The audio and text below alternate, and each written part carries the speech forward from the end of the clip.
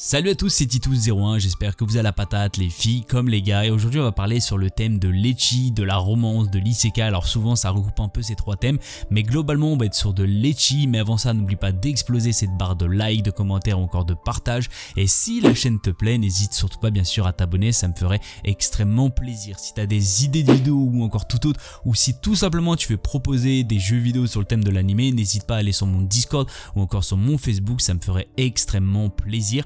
Et on va commencer tout de suite sur ces masterclass sur le thème de l'ecchi. Alors on va parler de Sono Bisque Doll wa Kwa wo Suru, ou si préféré de My Dress Up Darling. On est basé de 12 épisodes de 24 minutes, il est sorti en 2022. Un an plus tard, il y a eu la VF pour la saison 1 et nous avons bien sûr cette fameuse saison 2 qui est en train de sortir actuellement, et nous avons aussi de la VF. Pour les intéressés, il est disponible sur Crunchyroll. On va être basé sur de la comédie, de l'ecchi, de la romance, du cosplay, de la couture et bien sûr de l'otaku. Wakana Gojo est un lycéen solitaire, son rêve est de devenir artisan et de fabriquer les poupées traditionnelles pour le Hinamatsuri.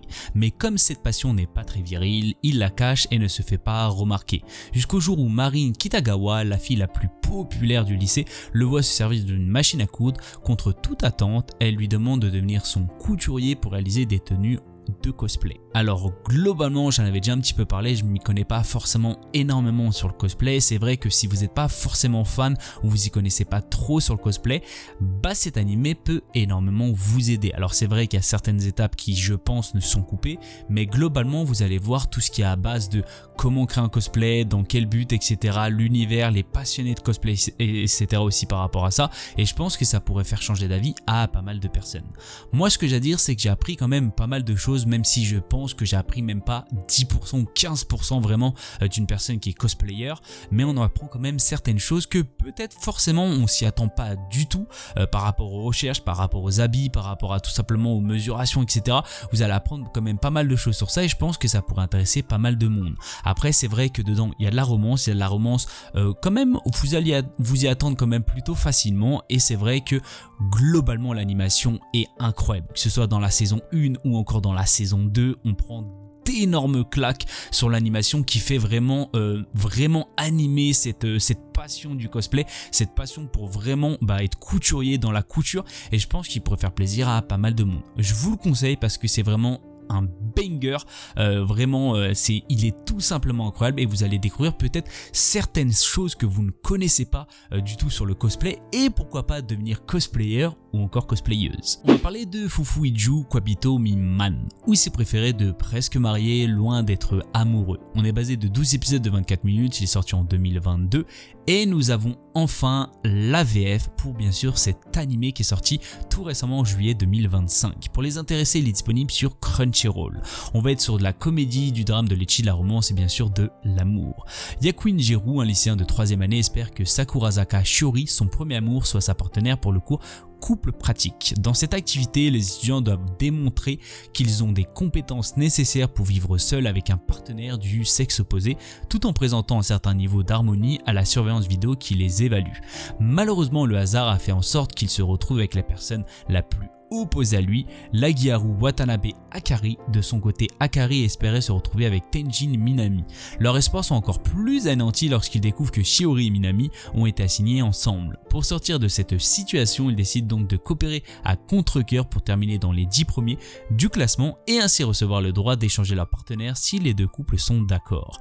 Alors globalement, c'est un animé extrêmement à l'opposé de que je m'y attendais, et c'est un animé aussi qu'on voit pas régulièrement. C'est-à-dire, il y a eu peut-être certaines scènes ou certaines choses qui sont tirées de d'autres animés, mais ce thème là c'est vrai que je n'en ai jamais entendu parler et c'est vachement intéressant. On va voir quand même quelque chose où globalement vous allez comprendre comme quoi la romance va se faire au fur et à mesure, et vous allez découvrir aussi pas mal de choses complètement absurdes qui sont extrêmement drôles. Alors il y a de la comédie à gogo, vous inquiétez pas, il y a du ecchi à certaines phases, et il y a aussi pas mal de romances que vous allez découvrir au fur et à mesure des épisodes.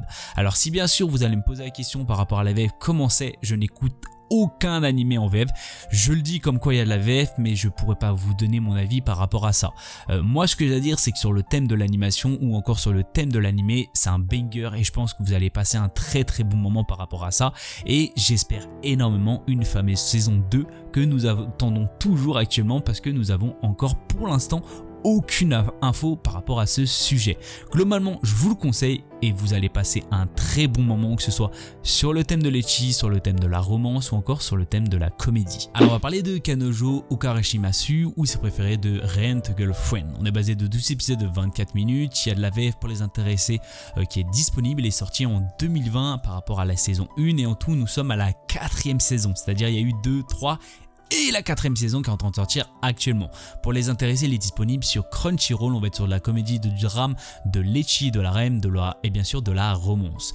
Largué par sa petite amie Kazuya Kinoshita, tente de combler le vide dans son cœur à l'aide d'une application en vogue permettant de louer une nouvelle petite copine.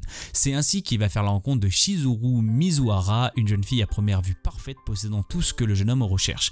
Très belle et avec une personnalité mignonne et attentionnée, il va cependant rapidement se rendre compte de la vraie personnalité de Mizuhara. Alors comme vous en doutez, je vais vous commencer tout d'abord par ça. Par rapport à la saison 4, nous sommes qu'au 20e tome. Pour vous dire un truc, c'est que globalement il y a déjà 38 tomes de sortie. Alors je vous conseille vachement de regarder les scans parce que vous allez être complètement choqué et vous allez prendre une énorme claque sur l'animé que je pense que vous y attendez pas du tout. Globalement, si on fait abstraction du manga et on est vraiment sur l'animé, sur l'animé c'est quand même une petite claque, une romance extrêmement lente, ce qui est quand même plutôt dommage parce que vous allez voir au fur et à mesure bien sûr des épisodes qu'il y a quand même pas mal d'affinités entre ces deux personnages, il y a pas mal de sentiments aussi par rapport à ces deux personnages et comment ça va se développer, comment ça va se dérouler, je vous conseille énormément de regarder les épisodes, énormément de regarder les saisons et vous allez voir comme quoi on apprend quand même pas mal de choses. Moi c'est un animé qui m'a vachement plu, qui me plaît énormément, j'espère juste qu'il n'y aura pas 8 saisons parce qu'il faut quand même pas abuser, mais j'espère qu'il va quand même se terminer à la 4e voire 5e saison, même si je trouve ça énorme qu'il y ait quand même 5 saisons voire 4 saisons sur ce manga là, qui est quand même, je pense qu'on aurait pu le terminer en 3 saisons, vraiment 3 saisons ça aurait pu se terminer. Alors je vous le conseille parce que c'est quand même un animé vachement intéressant qui est quand même sur un thème complètement atypique, c'est-à-dire de louer une petite copine, c'est complètement atypique sur ce thème là et c'est quand même un animé vraiment cool, vraiment basé aussi sur énormément de comédie, de l'ecchi à des moments et bien sûr de la romance. Vous allez aussi découvrir peut-être forcément aussi de la rem que vous allez bien sûr voir au fur et à mesure des épisodes.